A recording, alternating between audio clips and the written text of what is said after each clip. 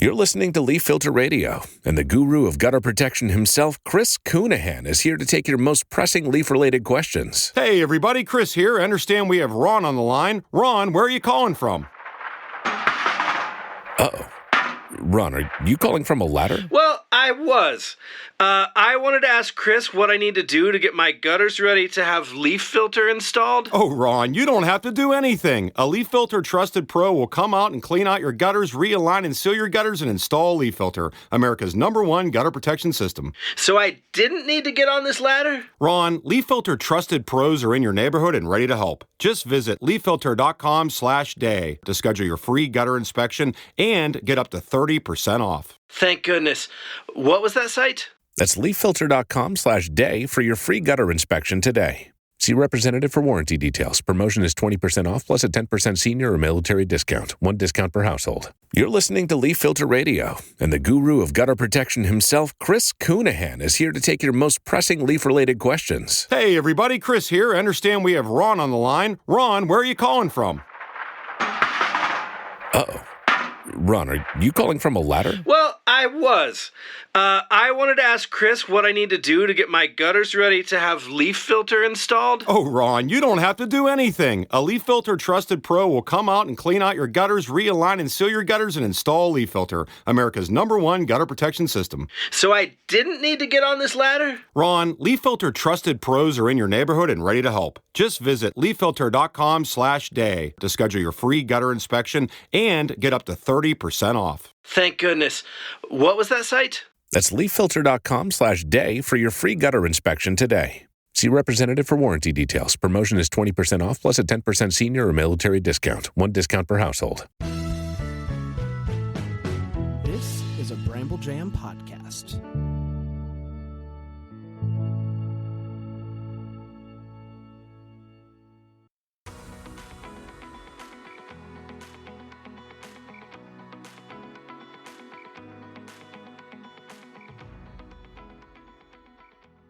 Welcome to Girls Gone Hallmark, a Hallmark review podcast. I'm Megan, and I'm a longtime Hallmark fan. Today, we are discussing the Chicken Sisters Season 2, Episode 5, No Trespassing, y'all. For our Chicken Sisters reviews, I have been joined by a rotating cast of lovely co-hosts to recap and review each episode. And this week, I am so lucky to be joined by the women behind the Suspenders Unbuttoned podcast, Sarah and Julie. Thank you for being here. Thank you for having us. This will be fun, I think. Excited to join you and talk about this episode of the Chicken Sisters and whatever else. Well, speaking of the whatever else of it all, as fellow Hallmark podcasters, I feel like we're in the calm before the countdown to Christmas storm. How are you two feeling about the coming season? Honestly, I haven't given it too much thought yet.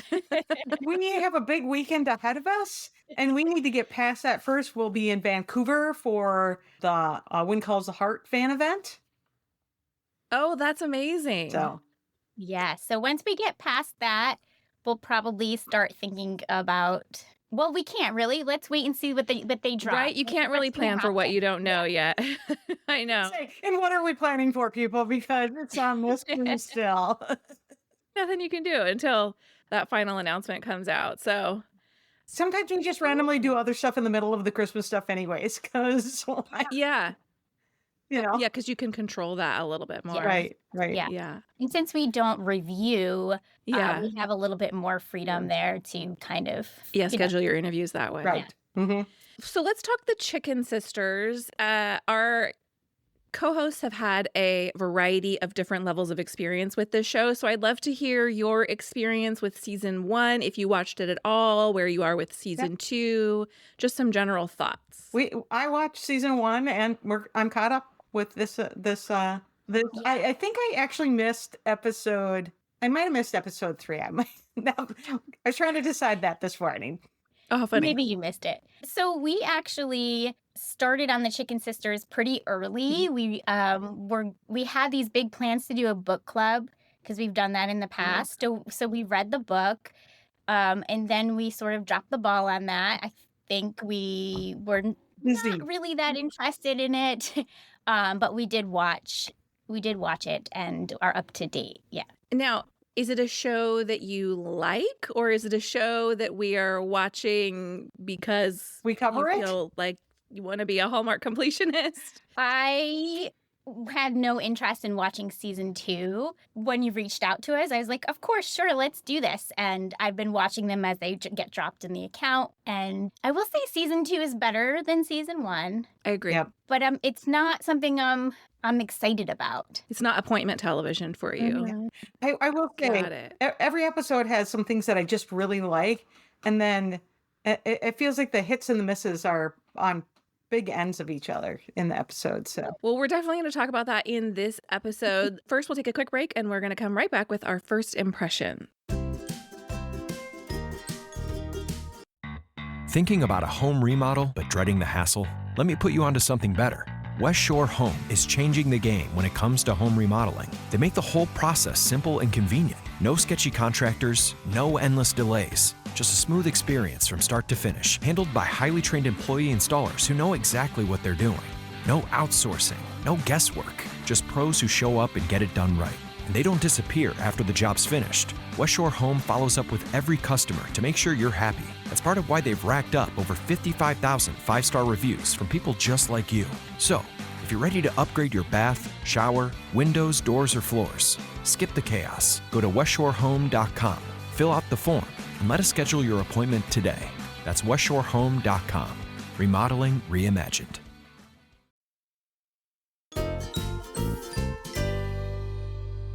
All right, Sarah and Julie, I would love to hear your first impressions of episode 5 of The Chicken Sisters. okay. I have a first impression. Go for it, Julie. What is and maybe what isn't meant to be. Oh, I So like you're it. getting deep. I'm just like, is Daddy sketchy? Yes. Yes, I do believe so. My first impression is this episode makes me feel like burning my bra in a women can do anything moment. Valid. I will say that when I first started watching, I sent a text to Julie and said, best thing about the Chicken Sisters is the Rhiannon guest Cameo. starring role. Yeah. Yeah, that was really fun last episode. I loved that. I think, unfortunately, that's all we're going to get.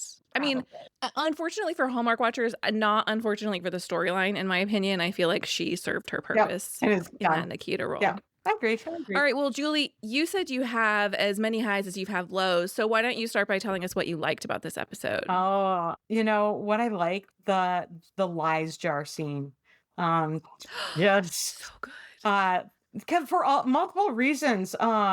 It's just got some really great tension, that romantic tension that you just want, the chemistry between them. And I'm gonna say it, the acting in that scene was really great. That's sometimes a miss for me in this series. And that scene came through like in all the ways you want it to. And Hector Rivera is like one of our faves. We have had him on the podcast in the past, and he's an absolutely gem of a person besides. So, And probably the most talented person ever. I mean, if you don't know about his painting, beautiful artist. I did not know that. Lin-Manuel Miranda had him paint the Cheetah Rivera Lifetime Achievement mural that is the size of a garage for like.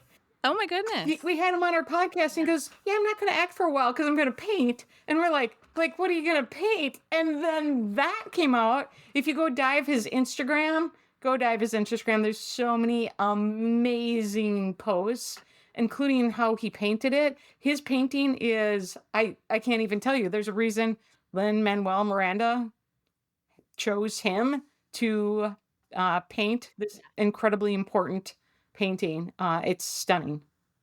Absolutely stunning. And not to mention, like, speaking of Lynn, the Into the Heights, he was their star for, I think, was it in Puerto Rico? In Puerto Rico. He was the lead for Into the Heights. So just mega talented. I really love him in this show, but I love that story about him. That's a great story. Sarah, what about you? What did you love about this episode? I will also say the lie jar was top of my list. Feel like, again, like Julie said, that the acting was really good. I kind of like how they had Sergio just kind of standing there and watching her and not responding. Like there wasn't really a response except for his eyes. So I enjoyed that. I think I overall really enjoyed the message of empowerment. You can do hard things. I'm not a single mom, but my husband travels often. So I do really understand that feeling of knowing like you've got to be the one to do it and you can't depend on somebody else. You have to know how to do everything. So I appreciated that about the episode as well. I agree with you. These women are all coming into their own, and I'm so glad to see it. I was a little bit worried that we were going to wait all the way until we get to the wedding and just have this like episode 8 of like reveal after reveal after reveal. And I'm so glad we're getting some of these big moments out of the way. Look, Amanda is finally taking a little control over her life. She signs the divorce papers. She's stepping forward. Goodbye, Dudley, goodbye. My notes say in all caps. That was short-lived. I'm glad to be moving on to the next thing there. Dudley. And then not so forcefully in all caps, but goodbye, Bo. We had seen the writing on the wall there. We knew that this was not a perfect fit for Nancy and that she needed to live for herself and make choices for herself. And so I loved the parallel storylines of Nancy and Frankie realizing they were both in relationships that did not serve them. The grandmother-granddaughter relationship was really sweet, supporting each other through that. I loved that parallel editing there as well. Yeah, and it was, I like that they were both like, they weren't horrible people and they weren't horrible relationships. They just were not, it's okay to end a relationship that isn't actually where your heart is. I think that's so important because so many of the men in the show are terrible. Frank Jr., Frank Sr., I'm going to say I think Clayton is not all that, actually. A lot of the men in the history of Merrimack. And so we've kind of been conditioned that, okay, yeah, you should relieve these terrible relationships. But even good guys don't warrant staying in a relationship if it's not the relationship for you. Right, exactly. And I think that's what these two stories, they paralleled and also didn't like trash on the guys, right? Like they were really, these are great guys. I'm like, that little Dudley, he's sweet as can be, but he deserves somebody who really loves that. He's just not Lindsay. Yes. He's just not Lindsay. Yeah. Where are you guys on the Frankie Lindsay relationship train? I don't even know if I'm anywhere. I don't think it's stayed with me. I feel like it's going to be drawn out for a long time. Yeah, I kind of feel like we're building towards that. I wasn't sure if they were going to go there, but I do feel like we might see at least the two of them admitting their feelings for each other. It feels like there's no way. It's Lindsay's feelings for Frankie feel very obvious to me, especially in the first kiss episode. Right, Yep. So I'd be shocked if we don't get a little resolution on that this season. Yeah. And, you made a point earlier about how some of these storylines you were worried they would wait until the end of the season. So the fact that we got it now, it kind of gives me hope that all those other storylines will become a bigger part of the story, maybe. Yeah. To watch them. Something else I really liked too is the conversation with Amanda and May. When May was encouraging Amanda, it's like, you've got to, who did this? You fixed my bachelorette party. And they're kind of going back and forth. I thought that was a nice scene, especially, watching them fight all last season. So it's fun to see that relationship keep changing. The sister hype, being your hype person is a big change for them. Right? So the first season, neither of them were hyping each other up. And, that's a wonderful spot for them to be moving into as they should, as sisters, be each other's hype person. Yeah, we see that a lot in this episode, women supporting women. And I'm glad the sisters are on the same team. Kind of humorous to me. It's like a little bit of a wink and a nod. Gus is so nice to everybody after rekindling with Clayton. She's not mad at May when she turns up late. Even Shauna's like, what is happening here? And I love how they're telling us without telling us like what's going on with Gus. It kind of makes what comes a little bit later even more heartbreaking because she has that like glow of love on her in the beginning of this. But you all feel like there's always this like, this feels fake. You know, like this is not what is happening here. It's all too easy. Like this. Yeah, it's all too easy. And we're going to go on a date and we're going to look pretty. But it's, you don't feel the emotions there. You feel like they're acting the parts, right? I have been suspicious of Clayton since he came on screen, and some people have been like, no, I want to believe that he's good. I'm like, there are too many questions here. And I loved that May finally asked them in this episode. That kind of moves into my wishes, but I wanted to make sure we've covered everyone's likes first. Right. Yeah. All right, let's talk wishes. What did you think wish would happen in this episode? Trouble with this episode? I wished that there was less Frank Jr. Oh, that's always my wish. James Scott is so good at He playing really is. the guy that you just can't stand. Like, he's so nuanced in that. You got to give him a lot of credit. But yeah, I kept saying, like, in the book, there was no Frank Jr. He was dead. Why? Yeah, my co-host last week, Erin, she was like, remember how Frank Jr. was dead in the book? I miss that. Yeah, let's bring that back. I'm going to say I have never gotten over that he's not dead. It just always is like, well, like all of her relationship problems, that is one of the founding pieces of it, is that her husband is dead, right? Like that's part of Amanda's inability to connect with people. Like, so I'm always like, can he go away because he's dead? You know, I read the book too before watching the first season. And when we start watching and Frank Jr.'s alive and all these changes have been made, again, no fan of Frank Jr. I think it was smart decision-making in terms of having the show go on for multiple seasons. Because if we don't have that Frank Jr. conflict, there's not as much driving us forward. We don't have the impetus to create the Chicken Sisters versus the Cluckery and all of this. So I get it. At the same time, all love to James Scott. He's created the most milquetoast villain on the planet. He's so great. But I would love to see him move on. Frank Jr., it's time to go. Yeah, also love the like it's the same story for him, like over and over. Like, okay, let's make the recipe again. Right. And okay, can we get a different story? Right. Like, you're not going to sign the divorce papers. You're obsessed with this chicken. You like, obviously, the chicken is a big part of the story, but it feels like if he's going to stick around, can we have him doing some new things? Is that all you have? Is this stolen chicken recipe? Right. Like that feels very, season 1, and like he needs a different story for season 2. My wish for is the weasel. It's we get it. I get the reference. So when your life isn't right and you have to let it go. I mean, we get the subtext wasn't very sub. It's just sitting right there. No. It could have been used other places. We could have gotten the you gotta let the weasel go reference a lot faster. Yeah, and we're several episodes into the weasel problem at this point. This is, Wendy would have said this was way too many hijinks for this episode. She can't stand like that level of silliness and the tunnel to the outs. It was too much. I don't disagree with you. It was. Yeah, beating you over the head with the symbolism there, I think. Yeah. Like I said, the subtext wasn't very sub. It was just sitting right there. It's like right on the surface. And it was like, okay, now we've let the problem go. We let it go. Yeah, exactly. And also I'm going to say it almost like it trivialized these women lifting each other up a bit.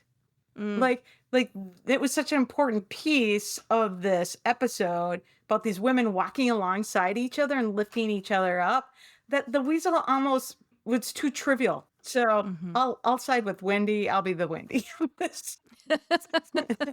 No, I agree. I wonder if they thought it would be a balance between the more serious storylines that are going on. Again, yes, it felt like the longest day ever. Like, are they still, like, the weasel's still in the closet? I thought we've already had like nighttime scenes and like, so that felt like it made it feel really long for me. So for me, I hated Clayton's public dinner announcement about being with Gus. It was cringe. Exactly. I heard the narrator's voiceover where she was like, now he doesn't have anything to hide, which, okay, I can kind of appreciate that. And maybe that is how Gus took that moment. for me, someone who's been skeptical of Clayton since he walked in that diner on day one, and I was screaming at May, ask him where he's been, ask him why it's taken him so long. Seeing him do that, I thought, it's not enough. And then when we finally get the realization that, well, at least they're starting to get the realization that Clayton's not all he's cracked up to be. Jay is starting to poke holes, and May confronts him directly about it.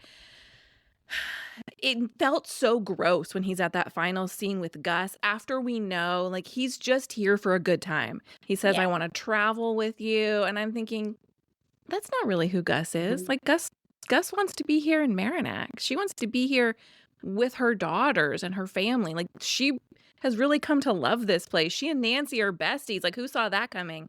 And so he just wants all the good stuff, and the collapse at the end, I just don't think he's going to handle that well. I don't think that bodes well for Good Time Clayton.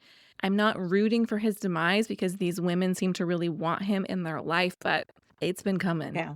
The amount that May really needed acknowledgement from her dad makes this feel like it's going to be hard on her. I had a lot of thoughts. Speaking of May, I was like, why would you want somebody you've never met in your entire life to walk you down the aisle? Yes. Like, what in your head? Like, I get that. Why not Amanda? Yes.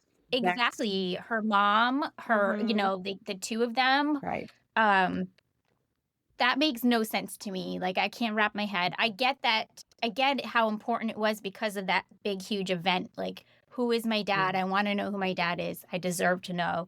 That kind of thing. I also think what I was missing and why I really am not a Clayton fan is that there was not any, especially with Gus, not really any deep conversation. So, like, why did you leave? Or why didn't you come back? Like, that should have happened before he stood up in the restaurant and, you know, basically declared his love and whatever. Yeah, it's so superficial. Yes, it's just so superficial. It feels, even though he's been there before and he's back, it feels like a side quest for Gus and the girls. And but also, like, maybe Gus just wants that. Yeah. Maybe she only wants a little bit of fun. Right. She's got a lot going on in her life, so maybe she's willing, but we didn't get any of that, so we don't know if that's what's happening. The narrator didn't say that. You know, if we had like this inkling that she just wanted a fun time, then I would be okay with it. But I just don't suspect that's the case. I feel like she's healing this wound of being left, and the fact that he's showing up and wanting her is enough right now. It's not enough, but for her, that feels like so much. Right. And that he's publicly accepting of her. It's what she never had. The Clayton thing, it's just, I felt the same way when May asks him to walk her down the aisle. I felt like, how disrespectful to all the other people who have been here in your life all of this time. Like, it's not meaningful. It'll be somebody else that walks her down the aisle. And there are I'm certain. Yeah. I think you're right. It might be May and Gus, or Gus alone. I mean, there's no way. I doubt he's even going to be at the wedding at this point. Yep, That's my feeling, is he's going to take off. Oh, I know what I was going to say.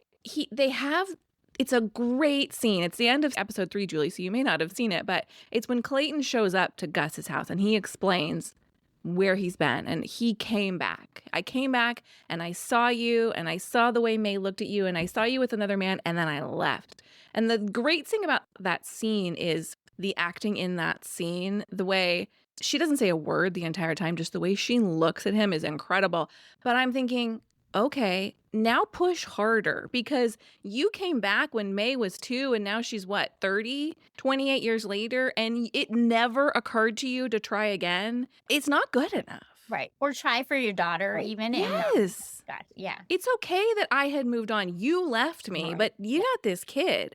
And that, to me, that moment when he was like, I came back and you were with another man, I was like, he's not here for May. Right. He's not here for May. No. And real easy for him to be back now when all she needs is like someone to occasionally foot the bill and show up and be fun. It doesn't have to actually be a parental figure for her. Right. Just come and, be there for the fun things or the step line. It's parenting is the hard part. Right. And co-parenting, down on being there when they're growing, like he just walked away from that. It's why that whole storyline gives us all that. I don't think so. Yes. Right. Yeah. Who's the bigger villain, Clayton or Frank Jr. at this point? It's tough to say a little bit. They both. Right. Well, at least as bad as Frank Jr. is, also, can we just call him Frank one of these days? Like when they drop the Jr. But can at least he keeps trying to come back, right? Like he's not a good person. He really screwed them over, but he didn't just up and leave. I guess he gets a point. Yeah, you can like see that he's regretful in some ways, sometimes, not always, because he just went and did it again. But, there's been episodes where you could kind of feel for him and in his loss. Not that he didn't deserve it. Yeah, I have a real hard time feeling any empathy for Frank Jr. I totally hear what you're saying. No, it doesn't last long. And when I see him coming back for Amanda, I don't feel like he's coming back because he's regretful. I feel like he's coming back because he wants to be in control. He refuses to sign the divorce papers to assert power over Amanda. His life is easier with Amanda in it. He doesn't want to have to start over. It's ruined his relationship with his mother. I have a really hard time seeing the good in him. Yeah, he's not there to lift Amanda up or walk alongside her in life. No, of course you not. just don't want that either. So if they had wanted to give us Frank Jr. redemption, which again I don't want, I think scenes with Frankie would have been the thing that would have done it because there's nothing at stake in their relationship. He's just being there for her, and we don't see that happening. There's nothing for him to gain there. So let's talk some did you see that moments from this episode, ladies. Go ahead. I just have a really just kind of sweet moment for anybody who's had teenagers, even though this ended up not happening, that they actually did a bit of a promposal on there, and they did the whole balloons and she got promposed to and he got to plan out a promposal. I just like that they did that actual nod when that's such a big thing. If you have anybody who's a high schooler and involved with that it's a big deal on both sides. So it didn't have to be super over the top. It was just a very large bouquet of balloons, but it was just fun to see that kind of nod to what is a current trend in promposals. Yeah, that was cute. I didn't hate that. I have speaking of Frankie, why is she always wearing like toddler hairstyles? That distracts me. Great question. She does always have two little braids up front. Yeah. Yeah, why doesn't she have high school hairstyles? I have a 15-year-old who spends an awful lot of time on her hair, and we do get like the pieces, but they're not like the giant braids. No, they're maybe I'm missing something. Like, is that a thing? I have a 15-year-old also, and she always has to have hair out in the front. But but it's not the braids like that. No, it's not the braids. No, that is not. Yeah, it is interesting. I do find it a little distracting. She's so cute too. I do find it a little distracting. I feel like it ages her down, and every time I think about the fact that she's headed to college, I just can't wrap my head around it. Right, like she says something about NYU, and I was like, but what? I thought maybe you were a freshman for a second, right? Like, 'cause I'm not that invested in her character right now, but I was like, why is she wearing toddler hair? Also, anyone interested in going to NYU doesn't usually dress or do their hair in a way that looks out of date and out of style. They usually have a look and a bit of an edge and are very current. Even if they don't have a lot of money, these kids are great at thrifting and doing all the things. As we both have artsy kids, and I'm just going to tell you that that's not the look. They're missing on her look. Well, my original did you see that? I did want to call out that lie jar scene. I think it was masterfully directed and acted. Okay. But I have a tiny did you see that? And it's from a listener, Paula, who emailed us about Frank Jr.'s name tag. He put a little piece of tape over the junior. Like, he couldn't even be bothered to print a new name tag. He just had to tape over it, which I didn't even notice, but I think is like such a perfect little bit about who he is in that moment. Like the elimination of the junior is actually really irking me. I don't know why, because I can't figure out his motivation. He's like, I'm in charge now, but he's not. I don't know. Yeah, I see what you're saying. I missed the name tag, but I did write down in my notes how he said it's just Frank now. Mm-hmm. But yeah, I think he clearly had some like daddy issues or something, like being in the shadow, right? For So sure. Daddy issues Yeah. there. yeah, so I see that as They all have daddy issues. Let's just be honest. They everybody. really all do. Mhm. All right. Well, who is your MVP of the episode? Your feathered friend of the week? Okay, I'm gonna say I think Sergio. Oh, Yeah, he's Yeah. good. he's good. I have Skylar Fisk because I'm going to throw in this. We haven't talked about this sequence. Opened up with the dream sequence. Oh yeah. So good, and it was like multiple dreams, multiple viewpoints, and done in that like Kind of creepy. yeah, and I didn't like it. yeah, no, it was like unsettling because she's unsettled. And they were so well done that you were unsettled. And so I'm gonna say Skylar Fisk, Amanda, from the dream sequences to the jar, those were fantastic scenes. They were big hits. They did what they were supposed to do. Made you feel like you were unsettled watching those. Frank's not really there. Like, so good. For me, my feathered friend of the week is Jay. I'm so glad he was the first to finally see Clayton for who he is and very gently kind of prod May about it. You know, she's like, he goes, don't you find it interesting that now that he's bored, he's retired from his job, he's here? And she's like, you know, from one workaholic to another, we just get tunnel vision. And Jay says, it must have been a long tunnel. Yep. And I thought it was really funny, but I just appreciated he was real gentle about it. And I like how he's just the perfect fiance. He loves May in all of her iterations. But Being with That, them. and that scene was Parts of her. yeah, He really was May. I really liked that scene with them and that how he said that. Like, I like all the parts of you, like even the parts that aren't. even the sad organizing May.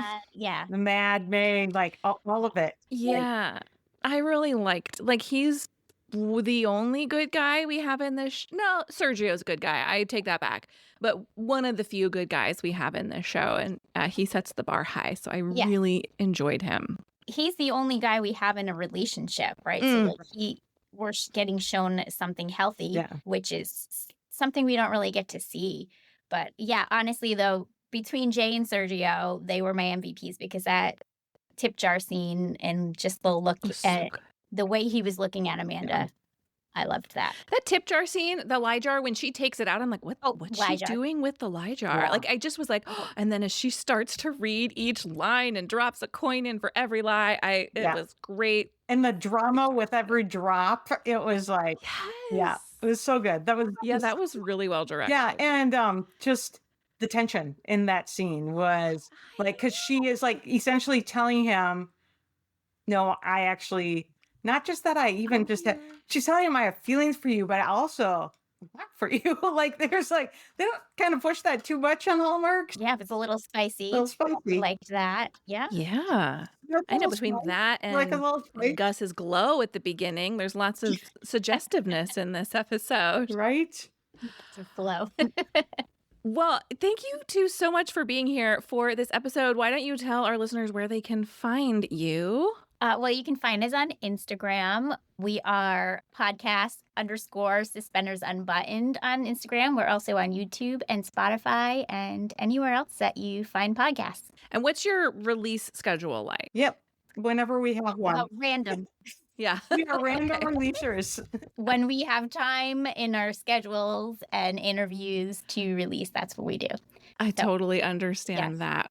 Well, once again, thank you for taking the time to be here and talk the Chicken Sisters with me. Thank you for listening to this episode of Girls Gone Hallmark, a Bramble Jam podcast.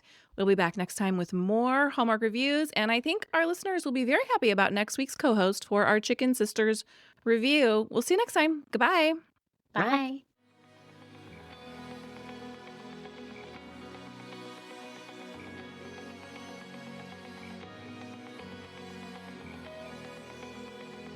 All right, friends, before we go, just a quick heads up. You're about to hear some ads. These little gems help us keep the show running and the Hallmark love flowing. So do with that info what you will. Grab a snack, hit the skip button, or maybe, just maybe, listen in and discover your new favorite product. Bye.